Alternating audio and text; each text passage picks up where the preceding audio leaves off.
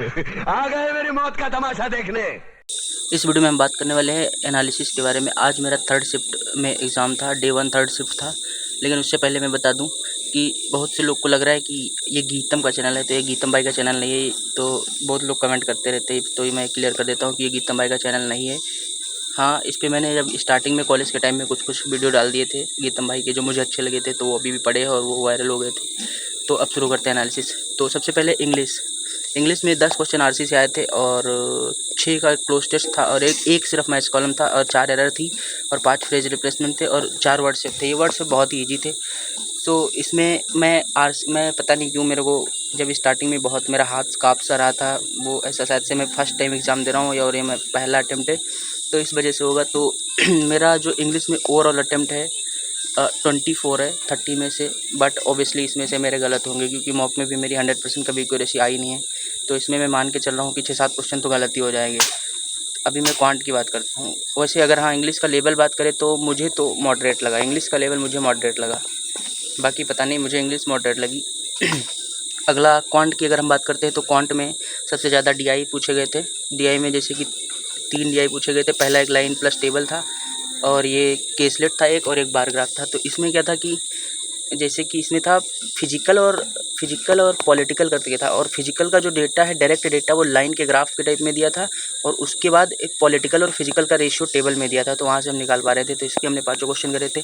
Bar graph में मतलब एक में मंडे को चीज़ बेची गई दिया था और एक में एवरेज दिया था मंडे और ट्यूसडे का, यानी कि वहाँ से भी एक्सट्रैक्ट करना ईजी था। तो इसमें 5 क्वेश्चन थे। एक क्वेश्चन टफ लग रहा था, बड़ा दिख रहा था, मैंने उसको तुरंत स्किप किया था। यहाँ से मैंने 4 क्वेश्चन उठाए थे और एक केसलेट थी, 5 थे। इसमें से केसलेट ईजी थी बट मैंने इसको थोड़ा सा वो कर दिया था, जहाँ पे 75% लेना था बट मैंने क्या ले लिया कि 75% मोर है, तो उस वजह से जो है इसमें मैं थोड़ा सा अटक गया था। बट तुरंत मैंने उसको फिर ठीक करके इसमें से शायद मैंने 3 या 4 ही क्वेश्चन बनाए हैं। एक क्वेश्चन या 2 क्वेश्चन इसमें बहुत बड़े लग रहे थे तो मैंने स्किप करा। उसके बाद मिसिंग सीरीज़, ये 5 क्वेश्चन आए थे शायद से, मैंने इसमें 3 या 4 बनाए, 4 बनाए या 3। और उसके बाद अप्रॉक्सीमेशन 3 या तीनों बना दिया। अरिथमेटिक 12 है, बहुत ईजी अरिथमेटिक थी, तो मैंने उसमें से शायद से 2-3 बनाए, बाकी मेरा टाइम ही ख़त्म हो गया था। पता नहीं क्यों। मैथ्स बिल्कुल भी टफ नहीं थी, इजी थी। अगर किसी ने अच्छे से पढ़ा है तो वो आराम से बनाया होगा 25-30। लेकिन इसमें मेरे अटैम्प्ट सिर्फ 21 है, तो इस मेरे अटैम्प्ट पे मत जाना क्योंकि पता नहीं, मुझे पहली बार था या फिर इंग्लिश की वजह से इफेक्ट आया, वो मुझे कुछ भी नहीं पता है क्या हुआ। लेकिन जो हम लोग प्रैक्टिस करते हैं जनरली गाइडली के मॉक में लेवल जो होता है ना, उससे तो बहुत ही ईजी थी। तो ये ईजी था बट वो मेरे से नहीं हो पाया, वो अलग बात है। कुछ तो इसमें मेरे से गड़बड़ हुआ है, तो मैं तो मैथ्स को तो ईजी ही बोलूँगा। ऐसा मैथ्स तो नहीं होता है जनरली मॉक में, तो हमने कभी नहीं देखा इतना ईजी। बाकी 21 हुए इंग्लिश में, उसमें सॉरी मैथ्स में। अभी अगला सेक्शन रीजनिंग। रीजनिंग में भी सबसे ज़्यादा पजल ही आए थे, जैसा कि सबको पता ही है कि पजल तो ये 6 वो बॉक्स वाली होती है ना, वन अबाव वन अदर होता है, तो उसमें मतलब फ्लोर नंबर नहीं दिया था, बाकी ऐसे था। तो 5 यहाँ से थे क्वेश्चन और वेरिएबल भी इसमें एक था, और एक कैटेगरी बेस आई थी 9 लोगों की शायद से थी। 3 जगह बैठे थे, मतलब 3 वो थे डिपार्टमेंट टाइप करके कुछ उसमें बैठे थे। मिनिमम 2 था और मैक्सिमम शायद से 4 था। तो ये वाली तो बहुत ही ईजी क्लर्क के लेवल की थी। और उसके बाद ये थी फ्लोर बेस, ये मैंने स्किप करी थी पजल क्योंकि मेरे पास टाइम ही नहीं बचा था रीजनिंग में। और उसके बाद ये बिहार के 3 क्वेश्चन ये मैंने बनाए थे, स्लॉग्स के 3 क्वेश्चन ये मैंने बनाए थे, और फिर इनइक्वालिटी के 4 क्वेश्चन ये भी बनाए, डायरेक्शन के 2 क्वेश्चन ये भी बनाए। कोडिंग टू कोडिंग मैंने स्किप मारा था क्योंकि ये एक वो मिसलिनियस वाली कोडिंग थी एक लाइन में, मतलब सिर्फ एक बार एक ही क्वेश्चन था, और वो क्या होता है यार मिसलिनियस में, वो जनरली हम छोड़ ही देते थे मॉक में भी।